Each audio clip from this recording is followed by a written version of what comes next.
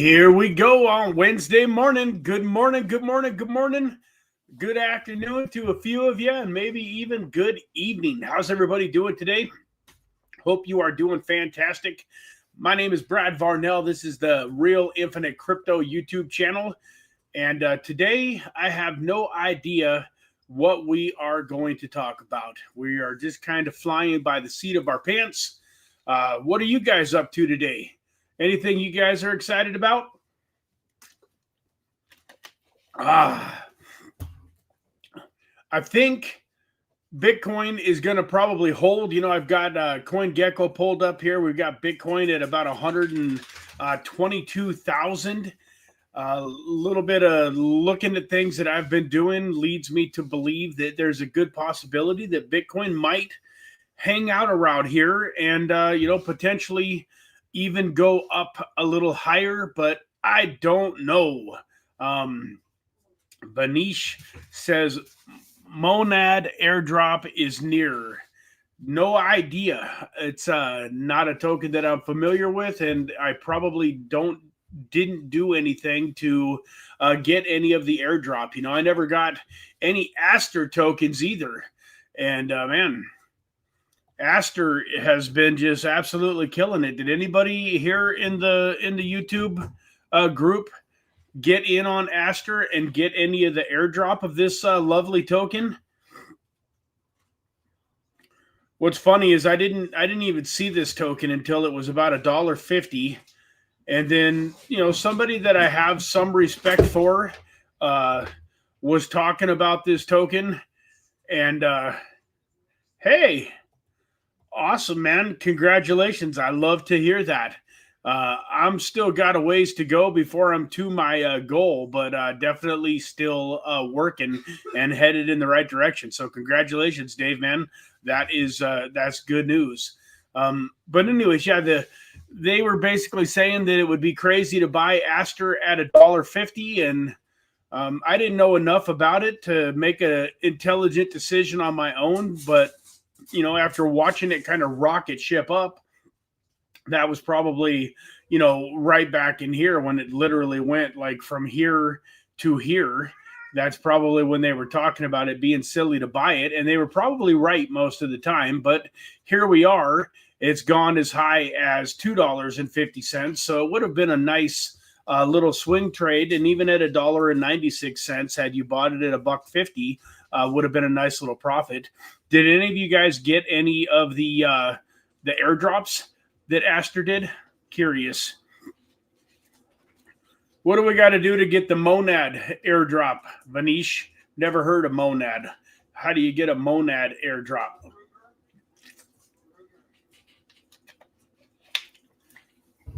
Mr. Tim G, good afternoon, my friend. How you doing, brother?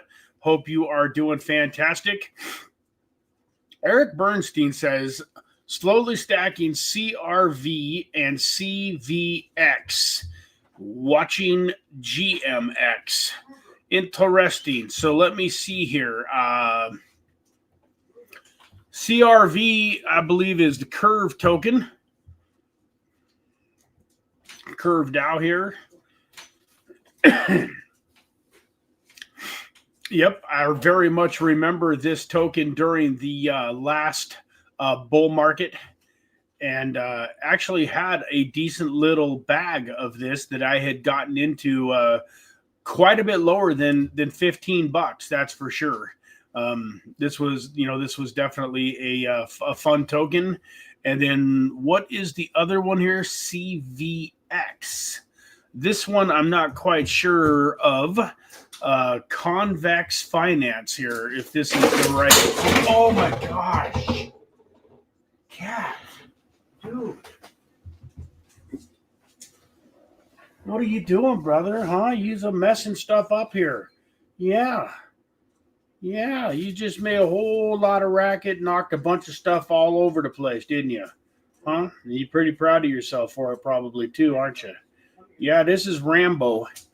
This is the newest addition to the family, although he's not that new. We've had him probably for about, I don't know, probably had him for 6-7 months. Yeah, he is something else, though. He's probably got one of the biggest personalities of all of our cats, and I don't know what in the world he just got into, but he made a heck of a racket there. So Convex Finance. So this is another token that you are excited about, huh, Eric? Interesting. ConvexFinance.com. Let's see what we got here. Deposit liquidity, earn boosted rewards on Curve, Frax, and Protocol. Okay, so it doesn't surprise me that it kind of is intertwined with Curve, because I know you really enjoy the Curve ecosystem and the Curve token. So interesting token. Put a couple of new things on our radar. Yeah, Eric, it's been a long time since I've gotten an airdrop for anything too. I think that we're on the verge eventually of getting some. Supposedly MetaMask is going to do an airdrop eventually. I keep thinking I wonder what they're waiting for. It seems like they would want to get it done. If they're going to do an airdrop, that they would want to get it done during this bull market. And then GMX was the other token that you mentioned, Eric. So let me go take a quick peek. So on this Convex Finance, it looks like, oh wow, $60 all-time high during the last during the peak of the last bull market. January of 2022 was actually after Bitcoin had peaked in November of 2021. So this thing launched and did really well back during the last bull market. Wow, we could have got this thing all the way down at $1.44 though, huh? That just goes to show you guys, take a quick second to talk about the importance of getting your profit out of these tokens. So many people probably will just even use this specific token. So many people probably jumped into this token and got it at $3, $4, $5, maybe even at 25 cents or 50 cents or $1, and rode it up. And then because we thought Bitcoin was going to go to $100,000 and it peaked at 68, there's probably a lot of people that didn't think $60 was the high for this token. They probably thought it was going to 100 or 200, and they didn't sell. And then normally with these altcoins, when the market starts heading back down, there's usually a pretty big dump to start with. So a lot of times you get like a 20 or 30% retracement. So you're talking at 30%, this thing would have went down $18. So it would have went from 60 to 42 overnight. And then people get emotional and they think it's coming back. They don't want to believe that they just, that they could have sold it for 60 and they didn't. So they hold on praying that it goes back up. And then the next thing, come on, seriously. The next thing you know, it's down at, $30 and, and then 20. And then they finally, at some point in time, they just say, I'm just going to hold it all the way through until the next cycle. So don't let that be you. I think that most of us that have been here for multiple cycles have done that with some tokens in the past. Don't let that be you. If you got into a token like this at $3 or $4 and it was 60 and now all of a sudden it's 35, that's still an exciting amount of profit. And, hopefully we're going to be talking about that as this bull market progresses. I think we've got probably until the end of the year, maybe even the first quarter of next year of good times ahead of us. So it's a little ways away, but at the same time, something to be thinking about. Another thing that I think is a important thing to talk about is to maybe have like a ladder out strategy. Like if you're in a token like this at $3 and it runs up to $30, why not sell $10, or not 10%. So let's, go through a scenario real quick. Let's say that this is $3 token instead of a $3.49 token, just for easy math.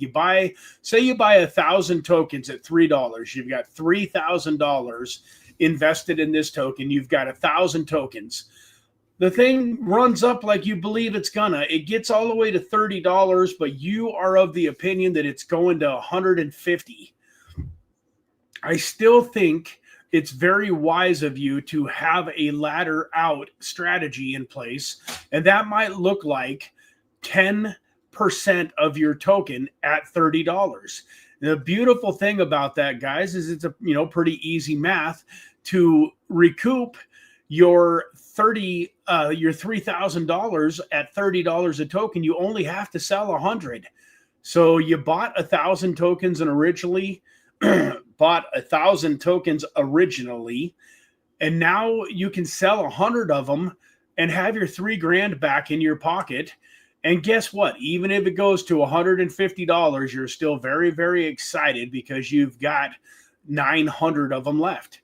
And then I would do the same thing. If it goes up to 50 or 60, I'd probably sell another 10%. Now, 10% of 900 is 90. But if it's at $60, 90 times 60 is 5,400.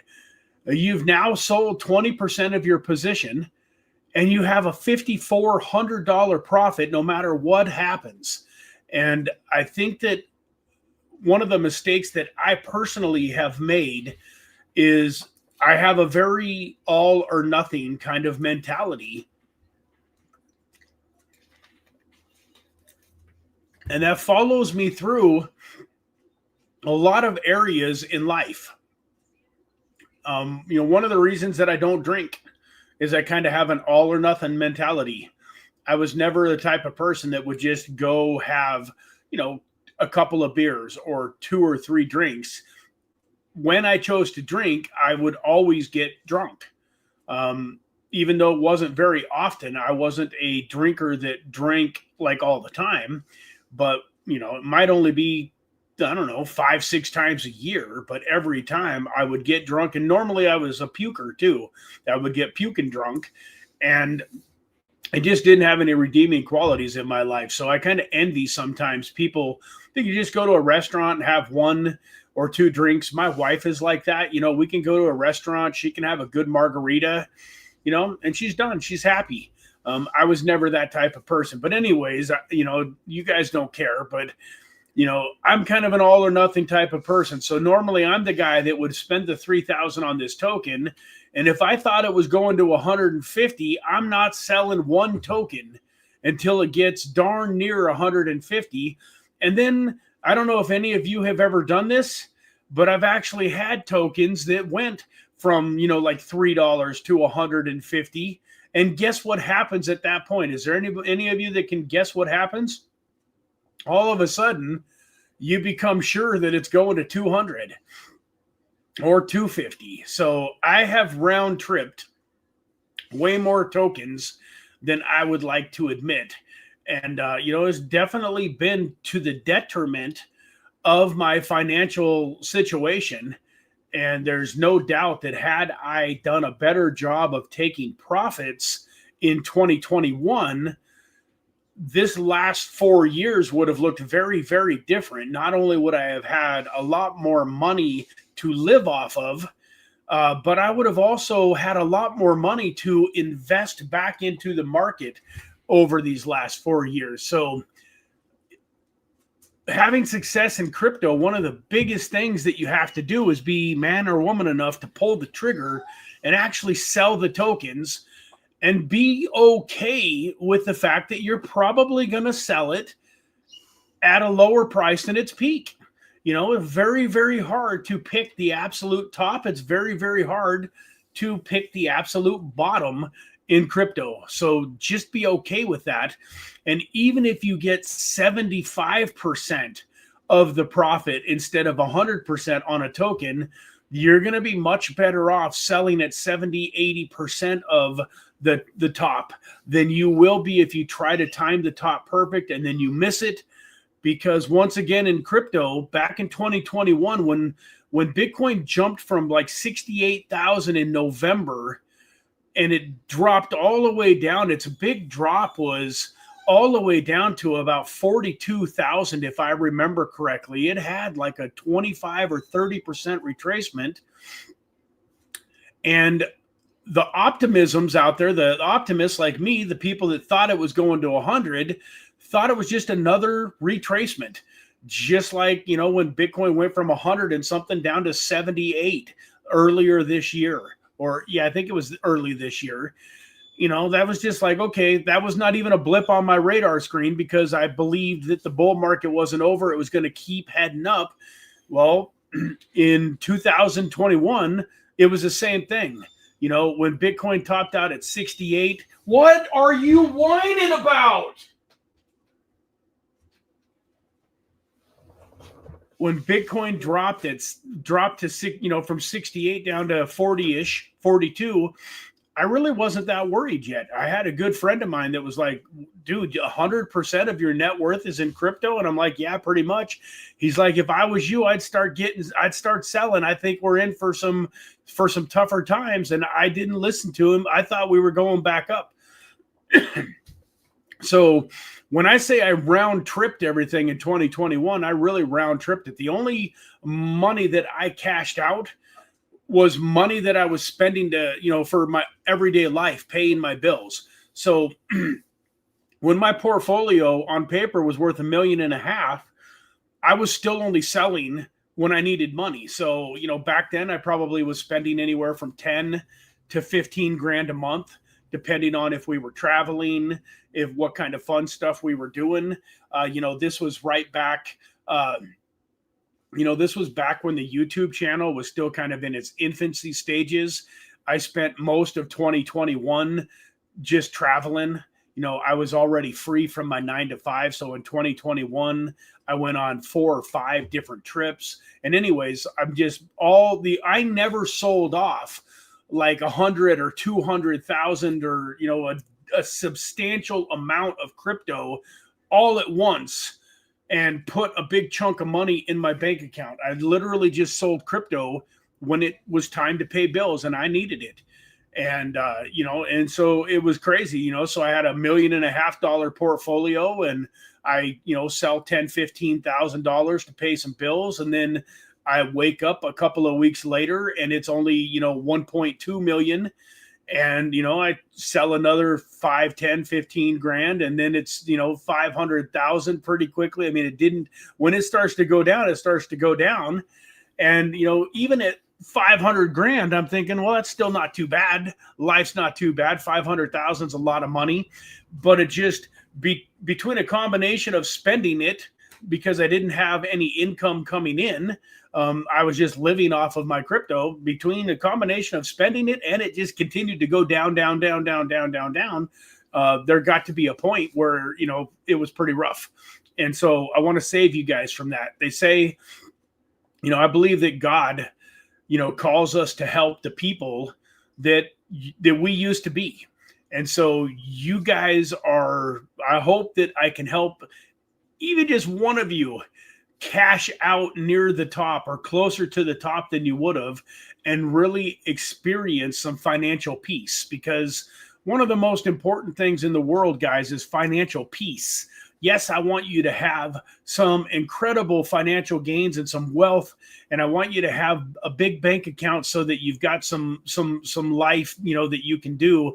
But financial peace is huge, and that's where selling $200,000, $300,000, $400,000, $500,000 worth of my crypto and being man enough to say, hey, guess what? I'm going to sell 500 grand, and if the other $1 million that I have decides to, tank, I can live with that.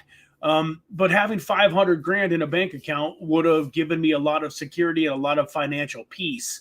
And so one of the things that I never really had during this wealth building time last cycle was peace, because especially once it started, once 22 came around, I was just literally waking up every day to less and less money. But I mean, I think Bitcoin was all the way down to about 27,000 before I just finally wrapped my mind around the fact that it wasn't going back up. I had $100,000 in my mind. I guess that's another good thing to talk about is flexibility. I was willing to just, lay my life down on the line that we were going to 100 grand in Bitcoin last cycle. So when it went from 68 to 42, I was like, okay, well, it's going to go back up. When it went from 42 to, 39 to 35 to 32 to 29, that whole time I was still relatively optimistic. And I remember when it was like 27 grand. And even then at 27 grand, I still, like a sucker, still had a little bit of hope, but I don't think it was true hope. I think it was just, I couldn't let go. Like I was so sick at all of the money that I had let slip between my fingers. And I just, it was, it's one of those for like, if any of you have ever played poker, one of the things that people will do wrong is, let's say you've got $10,000 on the table and all of a sudden you've got 3 or 4,000 of it invested in a poker hand.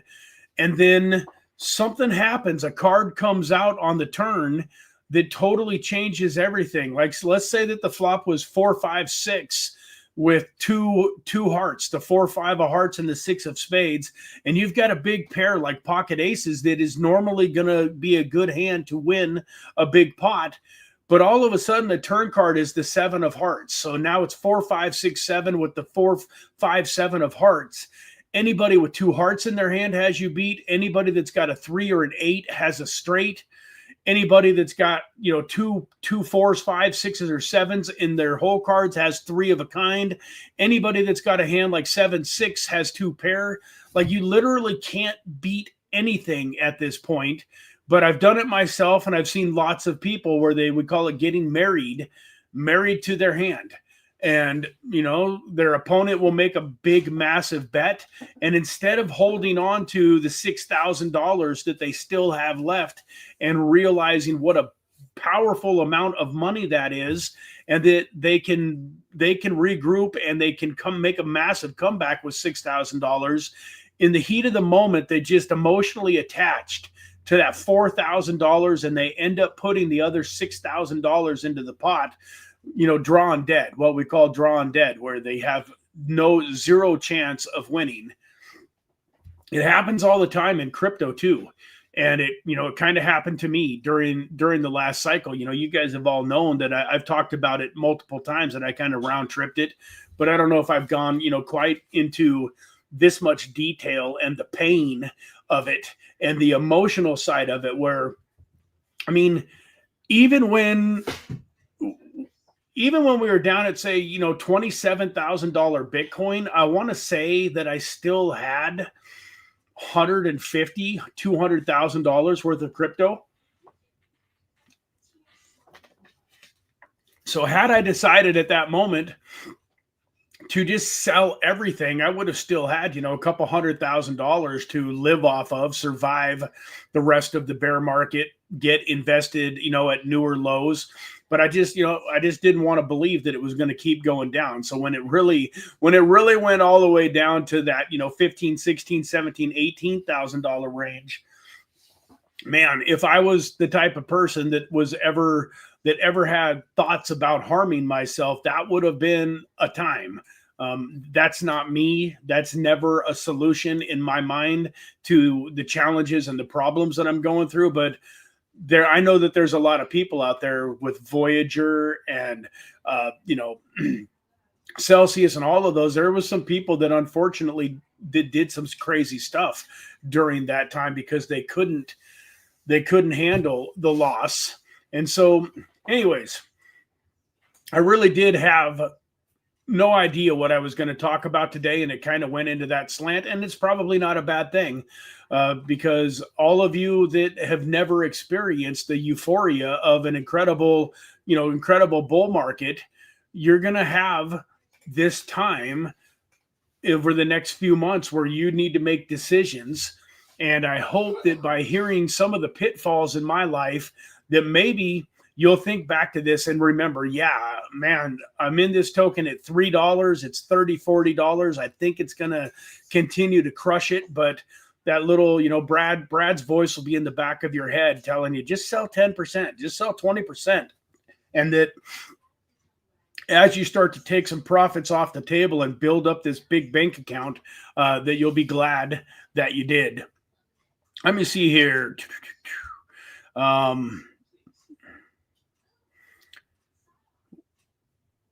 what do we got here? Vanish never said why the Monad airdrop or what we got to do that. Maybe Brad asked chat what they are buying and think it'll be going up. Monet too late now, I think. Okay. Same, Eric. I gave up doing testnet stuff and not getting any airdrop. Yeah, I haven't been doing any testnet stuff either. Dave P says should get one for MetaMask hopefully soon. I keep hearing. Yeah, me too. I can't swear to it, but I set up my first MetaMask account probably back in 2016, and I've got one account that I've used and done millions and millions and millions of dollars of transactions on over the year. It's the one where I've bought into all of my private sales and then sent all of my, private sale tokens back out of to different people that invested in private sales. And and then I've probably got 6 or 7 MetaMask wallets or more that I've used a reasonable amount of time. Then I created a bunch of new wallets for the AGAPE token, for the treasury, and for the rewards and all of that. Those have all been used mostly, on the Binance Smart Chain. So I don't know what they're going to do, but I probably have, altogether, probably somewhere in the ballpark of 10 to 15 different MetaMask airdrops that would probably qualify for some portion of an airdrop, depending on the parameters. But I know for sure I've got several, 2 or 3 that should get whatever the maximum airdrop is. I'm guessing should be the maximum airdrop. I think that MetaMask airdrop could potentially be worth, multiple thousands, if not tens of thousands. You guys have all heard my DYDX story where I got an airdrop that was worth $27,000 worth of DYDX tokens. Part of what I used to build, that $1.5 million, $2 million portfolio in 21, I hit that 27 grand. Right about that time, I used that 27 grand to invest into a bunch of new tokens, one of which was the Gains token. And I was able to get $3,000 worth of the Gains token at like 0.0 whatever. I got 75,000 tokens for $3,000. So what is that? 2.5 cents or something like that. And that token rocketed up to, 80 cents, $1. That was up to that point. That was one of the most profitable days in my cryptocurrency journey, when that 3,000, and that was the Gains team gave us 100% of our tokens because you had to stake them in the Gains platform in order to use their platform. So we got 100% of our tokens, and I got 75,000 tokens. And my original plan was to buy 25,000 more tokens so that I had 100,000, which was one of the top tiers that you could stake and be involved in their private sales.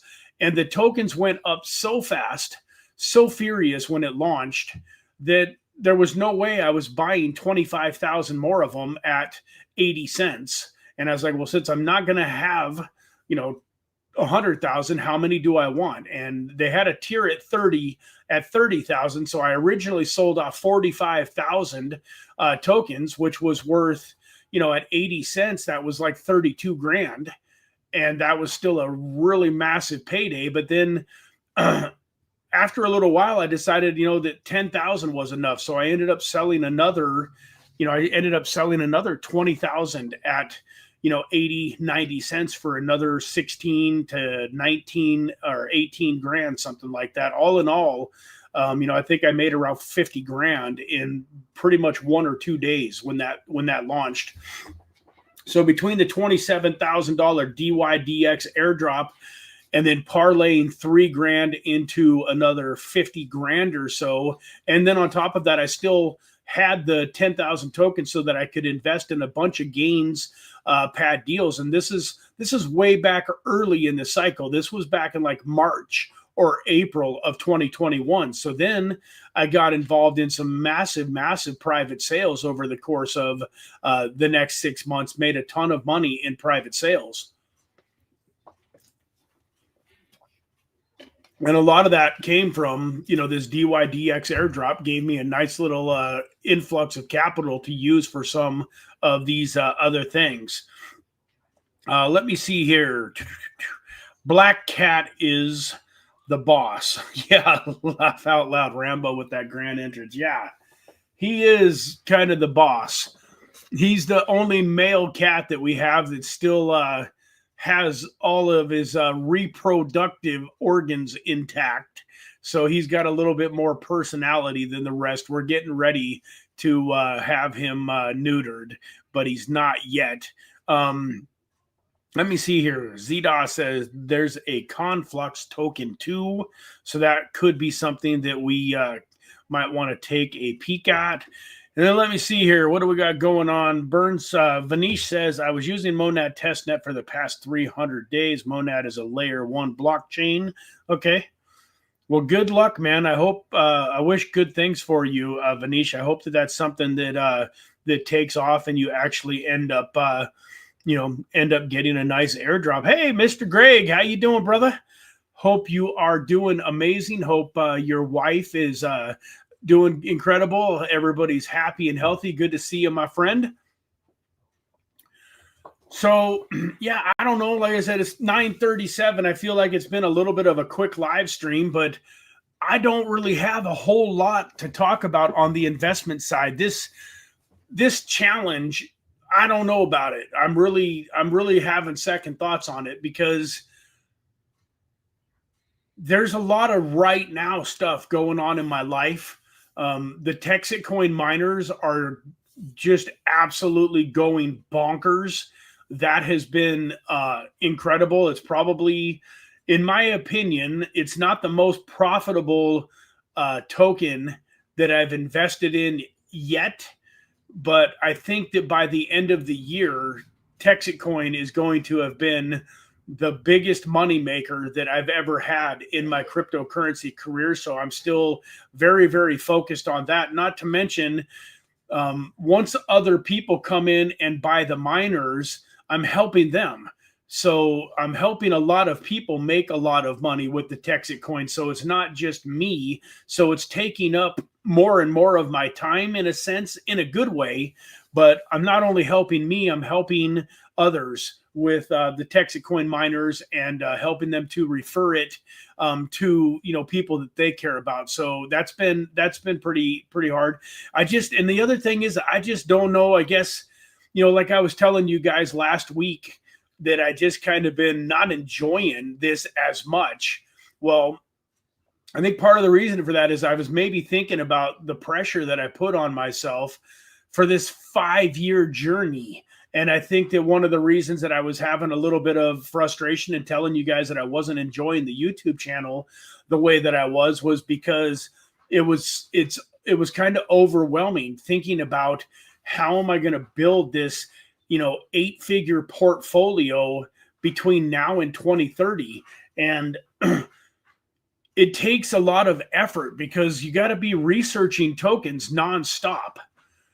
Because in order to average a 333x, you really have to pick the cream of the crop. You can't be wrong often. It takes a lot of time just to do the research. Then you have to buy the token. And then you have to really pay attention and stay on top of the token. You have to be ready to sell the token. Like, when I say 333x, what I mean is each $500 investment that I'm going to make, say a month, each $500, I have to 333 exit by 2030. Now, that doesn't mean that I'm going to buy XYZ token and hold it until it's a 333x. In fact, over the course of the 5 years, probably only going to find 1, maybe 2 tokens that 333x. So what that means is now it's really more like you take the 500 and you find something that you 10 or 15 exit on. And now all of a sudden you've got 5,000, 7,500 sitting there. And if you can now take that 7,500 and 10x it, you've got 75 grand. And my point is I realized very quickly that that goal of trying to turn $500 a month into an 8-figure portfolio was probably a 40 or 50 or 60 hour a week job. And that didn't include the Monday live stream, the Tuesday live stream. It doesn't include any of the trading that I'm doing. That doesn't include any of the extracurricular videos that I'm doing for, projects like Giveth and all of the other, like live stream interviews. That doesn't, account for like last week. Dude, I had a lot of fun. I ain't going to lie. I played poker for more hours last week than I've probably played in the last 5 years combined when it comes to live poker in a casino. Now, the second day, I grinded out for like 14, 15 hours, and I was pretty tired by the end of it, especially because I didn't get a whole lot of sleep the night before. I played all the way until 2 or 3 in the morning the night before, didn't get to sleep until like 5 in the morning. And then I was back at it, waking up and getting ready to go play by like 10:30 that day. So the second day, by the end, I was pretty tired. Oh, and spoiler alert. I mean, I guess you guys already probably figured this out because I never mentioned winning, but I didn't end up winning the $20,000 or the $10,000 either. So that would have obviously made it even more enjoyable. But my point is, I like spending time with my wife. I like spending time with my son. I like traveling. I was literally in Vegas more days in September than I was here at home in Kingman, Arizona. I spent more time in Vegas last month than I spent here in Kingman. I was in Vegas for like 15, 16, 17 days, and it was cool. Anyways, my point is, I just realized I don't want to do this stupid challenge, for the next 5 years, have the pressure of having to get on here every Wednesday and try to go over everything that I've done, what I'm getting ready to do, what tokens I bought, what I sold. Not that I don't want to have an 8-figure portfolio at the end of the next bull run, but I just don't necessarily think that trying to document it on YouTube every step of the way and having that pressure of having something, like what am I going to do if 2 weeks in a row I don't sell anything or I don't buy anything because there's nothing to really do? Like, I don't want to force things in the market. So I come on Wednesdays and I'm like, well, guys, I haven't bought any tokens. I haven't sold any tokens. I haven't done anything for 2 weeks. What are we going to talk about? And so on and so forth. So I'm not saying that I'm not going to still kind of be working on that 8-figure bankroll challenge. And I might still be doing some updates and kind of letting you guys know how it's going, but to actually turn it into like a YouTube series where every single week I hop here on Wednesday and the theme of the video is, how is the 8-figure portfolio coming along? I don't know that is what I want to do. And the good thing about it, guys, I love you all, but it is my YouTube channel. So if I don't want to do it, I don't have to. That's one of the things that I really like about my life. I've probably given up some financial success in order to have my freedom. There's definitely times where I probably should have had a job. I mean, full transparency, guys, I probably should have went out and got a job at some point in time during this last bear market. If I would have been man enough, if whatever you want to call it, I don't know that it was the right decision to not do it either. Now we're coming out of it and it would be kind of silly for me, but there was some times in 22, especially towards, mid to late 22 all the way through the end of 23, where rolling up my sleeves, being man enough to say, hey, I need a job because I don't want to continue to spend my crypto while it's all down. Part of my problem was, my crypto portfolio at that point is smashed down 90%, yet I'm still spending money from it every single day. Every single bill comes up, everything that was due, rent, car payments, car insurance, food, any little, any traveling. We did less traveling, but like I literally was still I was like, okay, I got $850 worth of this token. I got $2,000 worth of this token. 1,500 here, 300 here, $25, $25, $25, $25. And like, okay, and I need 2,500 for rent. What am I going to sell? Okay, well, we're going to take, 2,000 here, and I don't want to, I want to still have some of this token. So I'm only going to sell 1,000 of this token, and I'm only going to sell 400 of this $800 one. And the $25 ones, I'm not going to bother with. It's too much work. And so, I'm kind of man enough to admit after the fact that, 22 and 23, I probably should have went back to work. And even now, I'm pulling out of everything, and things are going fantastic. Had some of the best months of my life over the last couple of months, especially, once again, thanks to Texas coin miners. But fact of the matter is, I would have a way bigger portfolio right now had I went back to work. Because A, I wouldn't have had to spend my crypto on my life. B, if I was working at a job that was making me any type of decent money, I would have actually had more money to invest into crypto.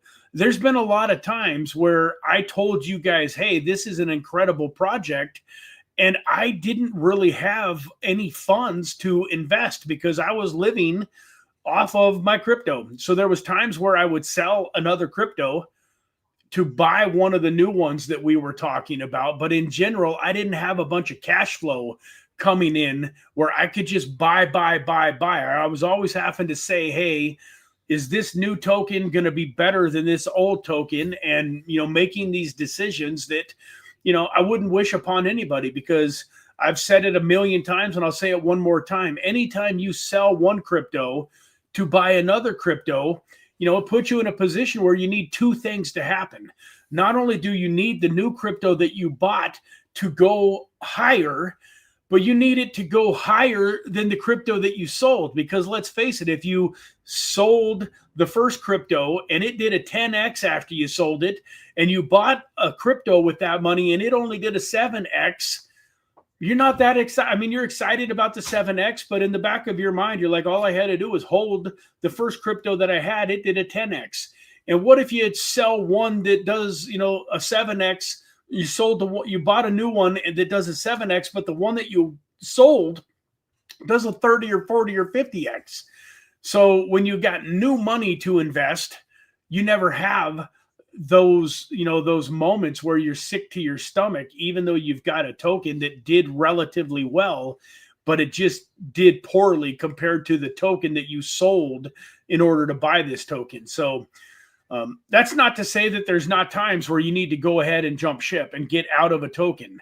And then if you happen to be wrong, it is what it is. So don't get me wrong. There's tokens where the writing's on the wall. It's time to get out of them and put them behind you and just decide, hey, that was a loss, or I'm going to take a little bit of profit and forget about a token. And that's okay. If you do that and then the token ends up, taking off, so what? You made the best decision that you could make in the moment that you made it. I'm just purely talking about when you've got a token that you really like, but now there's this new token on the table and you decide to sell some of this token to buy this token. That's where you get into these situations where it can be pretty frustrating. So Dave says, sounds good, Brad. I appreciate the support. Whatever I'm talking about on Wednesday, we're going to have fun. It's going to be, valuable, hopefully. And it will hopefully, one of the other things about that portfolio is that I have to hold everything during the bear market. And something else that I really started thinking about is if you go back, I wish I had a better chart. I wish I was a better charter. I got to quit saying I wish I was and get better at it. But like, if you go look at the Bitcoin chart, I don't think that this is going to be very easy to see because, it's over the the long term. It's so spread out. But I want to show you guys something. I'm going to guess right back in here is 2021. Yeah. So if you look here, this is April of 2021. It topped out in May here. So I guess this is all the way. No, this is November. So it's showing here for whatever reason, but Bitcoin actually topped out at more like 64, but this was April. So then we had the horrible downswing in, June and July. So you can see here all the way down, it's showing here all the way down at around 40,000. Well, this is showing all the way down as low as 32. And then we went all the way back up to the next peak here in November of 2021. November 12th, I believe, was the peak. But anyways, in November of 2021, we went all the way up to 68,000. Well, look at this. This was the first dip here where I said it went down to 42. See that? It literally went from 68 on November 8th. So we got December 8th, January 8th. January 8th. It's hard to do on this chart. But anyways, right in this ballpark, you can kind of see. I can't quite get it down there. It doesn't want. So that's January 25th. It went all the way down to $36,000. So we're talking about November 8th, December 8th, January 8th. I wish I can't. But anyway, so if we go to, there's January 13th, 42 grand. So literally in 2 months, this thing dropped 33%, which is what I'm talking about. Like, it was violent. And then, guys, look at this. This is not that far. This is November of 2022. It's all the way down to 16 grand. So when the top comes in and it's time to start selling, you don't have a whole lot of time. Now, what happened to me, I just talked about it. Well, what happened to me was when we went from up here in April, May, all the way down here in June, July, and then we came roaring all the way back up. Well, this is what happened. You can see this looks pretty similar, right? On this peak here, when it ran down here, that looks relatively similar to here and here. Well, when we got to right here, this is when I thought we were going to go up here to 100, back up to 100 grand, and why I got caught with my pants down as it did this. And then here we go. Like, here it was, June, right around, June, where it dropped all the way from, to 20 grand. Anyways, my point is, it happens fast. So it's not that hard to accidentally round trip. And that's one of the reasons that I've gotten more and more sold on laddering out.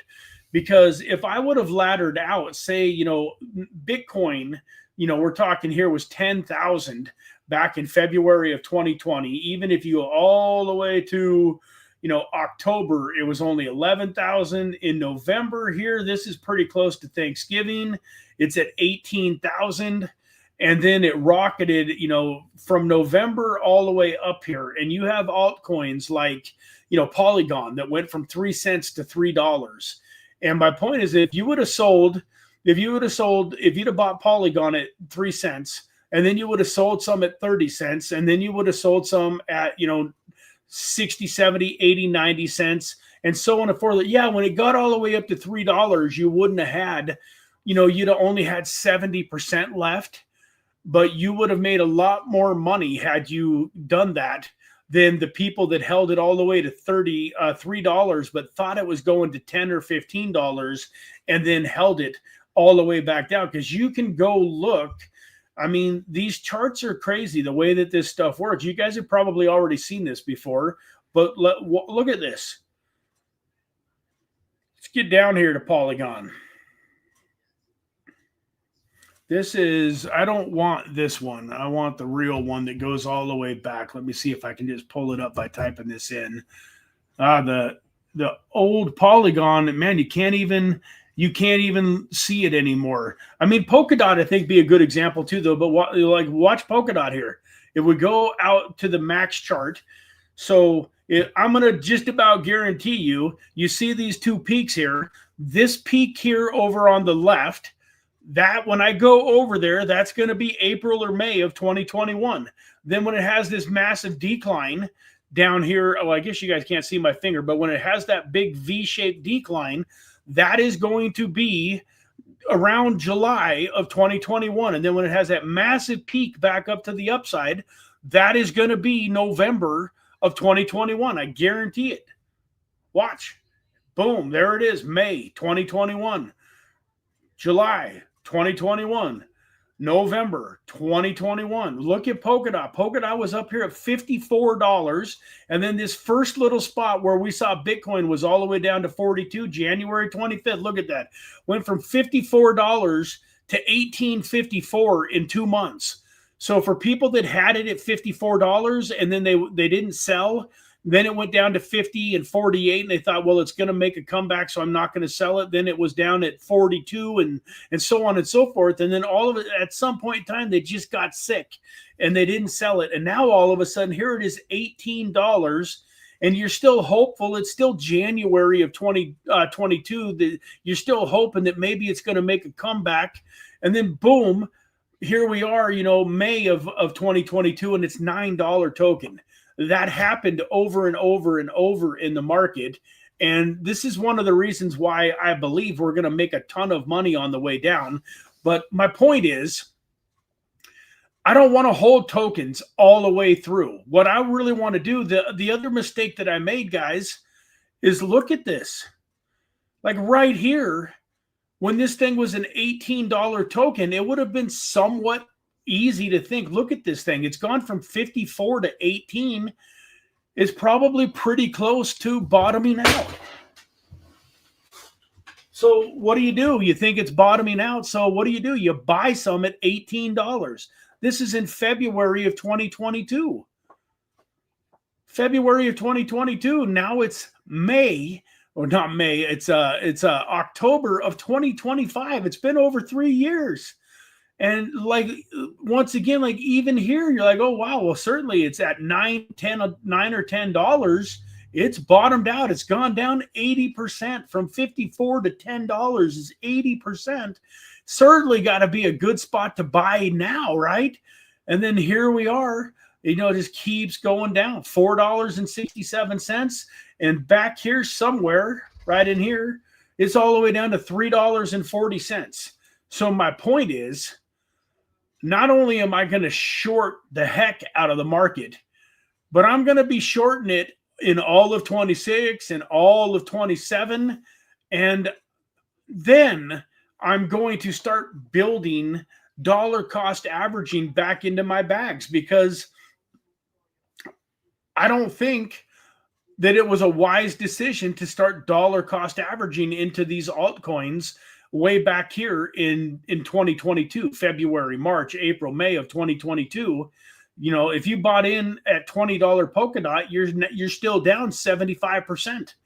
And so the other thing that I started thinking about this challenge is, what am I going to do in the bear market? Like for the next 3 to 4, 5, 6 months, it could be pretty good times.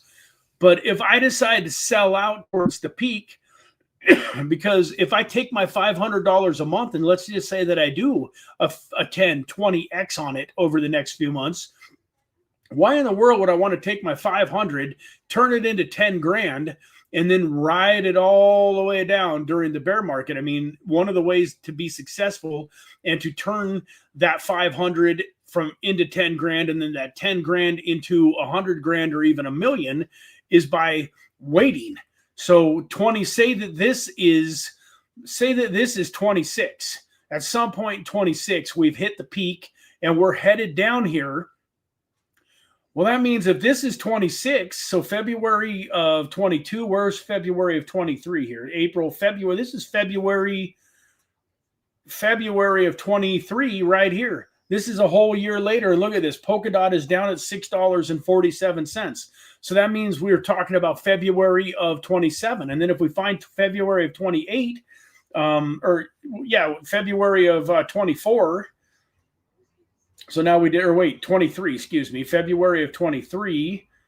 This was during kind of the good times, and Polkadot was, back up at 8. But this would technically be like February of 28 in the next cycle. And then all the way down here at this bottom would be October 31st of 2024 would basically be like October of 2029. My point is there's going to be a lot of shorting and a lot of ways to make money all the way down and to accumulate money and then to start buying the altcoins. Like, I'm not going to be mad at people or myself. Like, if you're dollar cost averaging from, say, this is June of 22, and you've been dollar cost averaging ever since, yeah, you might be down a little bit in your positions, but overall, when we have our altcoin season, you're going to be in good shape. But my point is there's probably going to be a solid year and a half where it doesn't make sense to be dollar cost averaging back into crypto. You're going to want to keep your portfolio in USDC, earning interest and doing some things that create passive income that are growing your money safely. And if you want to have a massive 8-figure portfolio in 2030, you're going to want to take a lot of the profit that you make during this bull market and not go frivolously spend it on life. Now, when I say frivolous, I don't mean like go buy your house if you want to buy a house. Get yourself a decent car. So don't like save every single penny. But remember, in order to maximize your profits in 2030, you got to have money to invest in 2027, 2028, 2029. So hold on to some of your profits. Like, if you get all the way to $1 million portfolio, save 200,000 or 300,000. There's a lot of you that are probably going to get to $1 million portfolio, and maybe you've only got $25,000, $50,000, $100,000 invested. So if you were able to get to $1 million from 25 or 50, then what can you get to if you've got 200 or 300 grand lying around? So go take 400 or 500, 600, 700,000 and enjoy life. Buy your wife a house, enjoy some vacations, time with your kids, quit your job if you want to, but try to save 200,000-300,000 minimum to get it back into the market during the lows of the next bull market, so that when we have the bull market in 29 and 2030, you can turn 200,000 or 300,000 into multiple millions and be set for life. So that's the other reason that I didn't really love the idea of this challenge. So with that, guys, I managed to stretch this out to an hour. Hopefully you guys aren't wishing I would have just quit talking at 37 after, but my wife is here. We're going to go, we're going to put the dogs away. We're going to go run and grab some Dutch Bros. We're going to get a little breakfast, spend some time together, enjoy. We've got a beautiful, beautiful, beautiful sunshiny day, not a cloud in the sky, 70, 75 degrees here in Kingman, Arizona. Absolutely perfect weather. And we're going to just go thank God for all of the blessings that he has bestowed upon us and the life that he is giving us, and be just grateful for our health and for everything else that is happening. And guys, I hope you guys are grateful and thankful and feeling blessed in your life too. And if you're not feeling grateful and blessed, then I want you to take a quick minute to just maybe sit back at your desk or pull your car off to the side of the road and, put it in park for a minute. And I want you to think about 3 or 4 or 5 things that you are truly grateful for. Because I don't care if your home is getting ready to get foreclosed on and you think you might be homeless soon. You live in America and you probably should be able to come up with 4 or 5 things that you're grateful for. And if you can't, get in touch with me. I'll help you find them, because I promise you there's a lot of things that you're probably taking for granted in your life. And there's some challenges happening in your life. And the only thing that's stopping you from breaking through them is a lack of gratitude, because you'll find when you are grateful for what you have, instead of focused on the lack and what you don't have, and your mindset starts focusing on what you do have and what you're grateful for, it's a miracle. Things will start to take place in your life and fall into place. And a lot of the other things that you were worried about start to get handled. It's a weird conundrum in life. I am a believer in what you focus on grows. But that's a double-edged sword, guys. Have you ever heard that? What you focus on grows. That's true. But when you focus on your problems and on your lack of problems, that doesn't mean that you're doing a great job of focusing on the solution. Most of the time, you're focusing on the problem. And when you're focused on the problem, you're going to get more of the problem.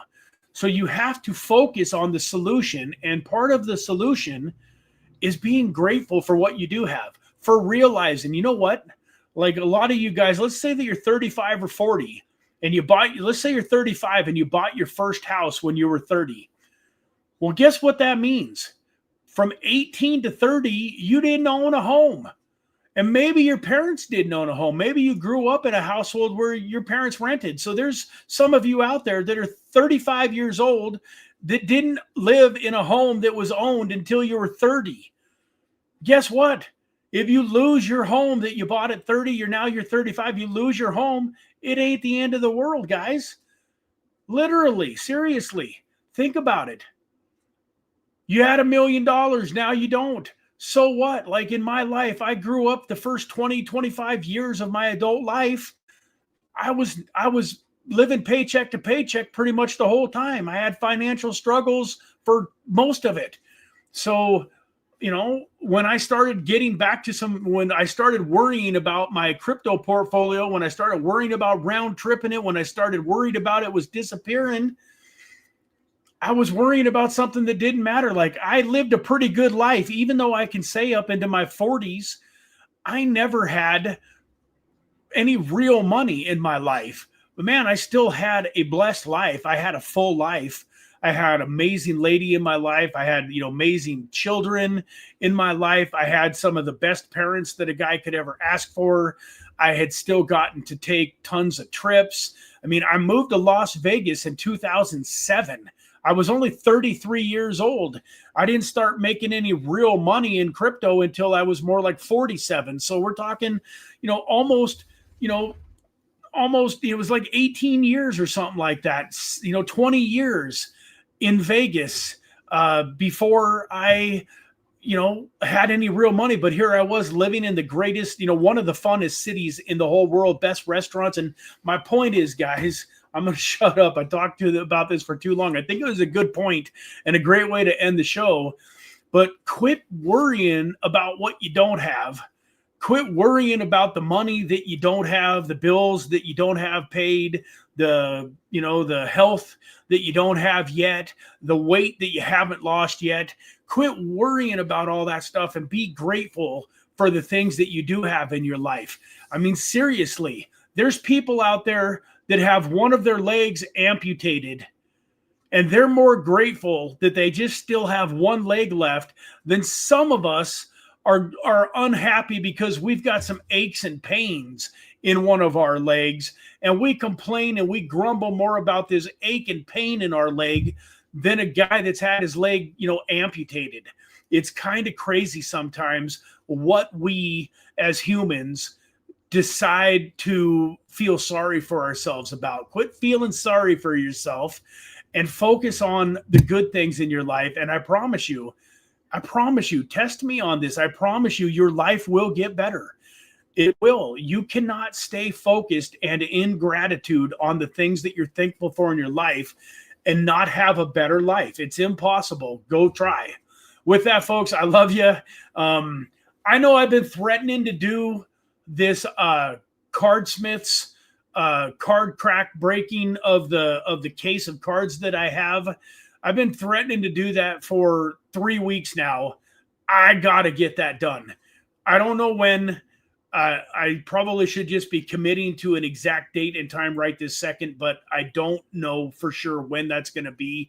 But stay, turn on the notification bells on the YouTube, because we will schedule the live stream and it'll show up on YouTube probably several hours to even a day or two ahead of time. So that's going to be one of the best ways that you don't miss that. We're going to be doing a massive giveaway on that show. I'm going to be opening up thousands of cards, all of these packs, and end up with thousands of cards. Some of them are inevitably going to be worth money. I'm going to give away some cards that are worth, $25, $50, $100. There's going to be the potential for me to win up to 1 Bitcoin. So the other thing that I'm doing in one of these cases of cards, you're guaranteed at least 1 redemption card where you can win up to 1 Bitcoin. You can win some Litecoin, you can win some Ethereum. So I'm trying to think, like best case scenario, worst case scenario. I'm probably going to do at least a couple $100 in giveaway, but I'm also contemplating doing a percentage. So obviously, guys, if I win $25 in Bitcoin, you're not going to be very happy if I'm giving away 10% of it. But what if I was doing, 10% of whatever that redemption card is worth, and I happen to get lucky and win the Bitcoin? How many of you would be excited to win, $12,000 worth of Bitcoin? I haven't totally decided on the percentage, but I'm going to do something special. Like if I get lucky and I win 25, 50, 100 grand on this redemption card, I'm going to give away enough money to where you guys are going to be very, very happy that you were on the live stream. And I can guarantee you it's only going to be given away to people that are on the live stream. So when you see that live stream pop up in your feed, in the Telegram group, on Twitter, wherever you see it posted, I think it's going to be worth your hour and a half to, call out Slick from work. If you gotta, tell the wife and kids, hey, I got to be on this live stream. I'll eat dinner when it's cold. Do whatever you got to do to be on this live stream while it is being live, because I think it's going to be super, super exciting. There's going to be a ton of giveaways, and, potentially one of you could walk away with, 2,500, 5 grand, 10 grand in your pocket, depending on what that redemption card is worth and what we have announced. We'll announce it ahead of time. I'm not going to make up some random number after I draw the redemption card and scratch it off in front of you guys. You guys will know ahead of time before I scratch off that card what it's actually going to be worth to the winner. So with that, folks, God bless you. Love you. Hopefully sometime later today or tomorrow or Friday at the latest, we will have that Cardsmiths break, scheduled and done. And I look forward to seeing you then. Take care. Until then, bye-bye for now.